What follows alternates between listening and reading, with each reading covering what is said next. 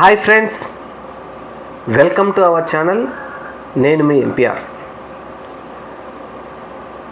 ఆంధ్రప్రదేశ్ రాష్ట్రంలో రాధాకృష్ణ ఒక మీడియా అధిపతి ఏబిఎన్ రాధాకృష్ణ ఈయన గారి గురించి మనం చెప్పొచ్చు. ఎందుకంటే తప్పేం లేదు. ఆయన ఆదివారం రాసిన వ్యాసం గురించే ఈరోజు చర్చ జరుగుతూ ఉంది. ముఖ్యంగా వైఎస్ఆర్సీపీ పార్టీ మాజీ నాయకులు, మాజీ ఎమ్మెల్యేలు, మాజీ ఎంపీలు, కార్యకర్తలు, చిన్న చోటా మోటా నాయకులు కూడా ఈయన రాసిన వ్యాసం చూస్తే సంతోషంగా ఉన్నారు. ఏంటి రాధాకృష్ణ గారు రాసిన వ్యాసం? ఈయన ఏమంటున్నాడు అంటే, జగన్మోహన్ రెడ్డి ఒక అసామాన్యుడు. చాలామంది తెలుగుదేశం పార్టీ వాళ్ళకి కొంచెం వింతగా అనిపించింది.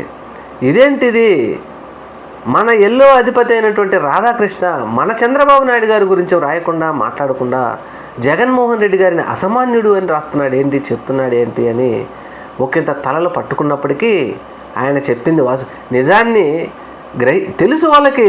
వాళ్ళు ఏంటంటే ఇటువంటివన్నీ ఇంకా ఇది అంట చూడండి, 1994లో ఆడిన మీడియాలో లాంటి జిమ్మిక్కులు ఇవన్నీ. ఈ జిమ్మిక్కులకు ఇప్పుడు ఎవరు పడిపోయేవాళ్ళు లేదు.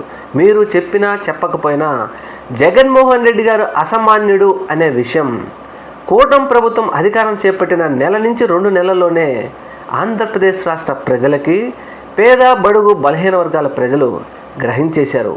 ఇప్పుడు రాధాకృష్ణ, లేకపోతే రామోజీరావు కొడుకు కిరణ్, లేకపోతే ఇంకొకరు XYZ ఎంత మొత్తుకున్నా ప్రజలు మోసపోయే పరిస్థితులు లేరు.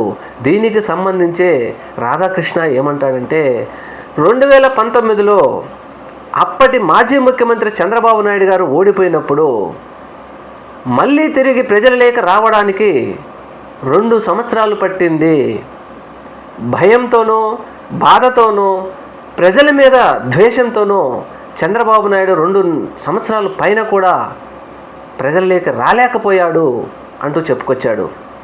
ఆ తర్వాత మన పొరుగు రాష్ట్రమైనటువంటి తెలంగాణ ప్రస్తుత మాజీ ముఖ్యమంత్రి కల్వకుంట్ల చంద్రశేఖరరావు కూడా అధికారం పోయిన తర్వాత దగ్గరగా 15 నెలల పాటు ప్రజల వైపు చూడటం కూడా మానేశాడు. భయంతోనో, ప్రజల మీద ద్వేషంతోనో బయటికి రాలేకపోయారు. అయితే ఆంధ్రప్రదేశ్ రాష్ట్ర ప్రస్తుత మాజీ ముఖ్యమంత్రి గౌరవనీయులు వైఎస్ జగన్మోహన్ రెడ్డి గారు 2 నుంచి 3 నెలల్లోనే తిరిగి మళ్ళీ ప్రజలలోకి వచ్చేసి రాబోయేది మనదే ప్రభుత్వం, మనదే అధికారం అనే భరోసా ప్రజలలో నింపుతున్నాడు. అందుకే జగన్ అసామాన్యుడు. మీరు ఇప్పుడే అడ్డుకోకపోతే జగన్ మళ్ళీ అధికారంలోకి 100కు 200% వస్తాడు అంటూ బల్లగుద్ది చెబుతున్నాడు రాధాకృష్ణ. అయ్యా రాధాకృష్ణ గారు, మీరు బల్ల గుద్దినా గుద్దకపోయినా ఆంధ్రప్రదేశ్ రాష్ట్ర ప్రజలకి అర్థమైపోయింది. కూటమి ప్రభుత్వం అసాధారణమైనటువంటి హామీలు, అంటే నెరవేర్చలేని హామీలు ఇచ్చారు. ఈ హామీలు ఎందుకు ఇచ్చారో ప్రజలకు అర్థమైపోయింది. కేవలం అధికారంలోకి రావడం కోసమే హామీలు ఇచ్చారు, ప్రజలకు న్యాయం చేయడం కోసం కాదు. వారు కలలుగన్న అమరావతిని నిలబెట్టుకోవడం కోసమే, రాష్ట్రంలో ఎక్కడున్న ప్రతి ఒక్క రూపాయి కూడా అమరావతిలో పెట్టడానికే ఎన్ని అబద్ధాలైనా చెప్పారు. ఎన్ని పార్టీలైనా కూటమిగా ఏర్పడి జగన్మోహన్ రెడ్డి గారి మీదకి దండెత్తి వచ్చారు.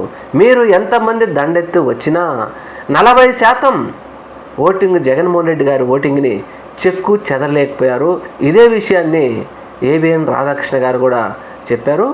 మరి ఇంత కాన్ఫిడెన్స్గా రాధాకృష్ణ గారు కూడా చెప్పడంతో మన పార్టీ నాయకులు, మన కార్యకర్తలు, మనలో కూడా ఒకంత ఉత్సాహంతో ఈ విషయాన్ని అందరితో షేర్ చేసుకుంటున్నాం. Thank you. మన ఛానల్ని తప్పకుండా సబ్స్క్రైబ్ చేయండి. అలాగే రాధాకృష్ణ గారికి కూడా మనం మరొకసారి థ్యాంక్ యూ చెప్దాం. Thank you.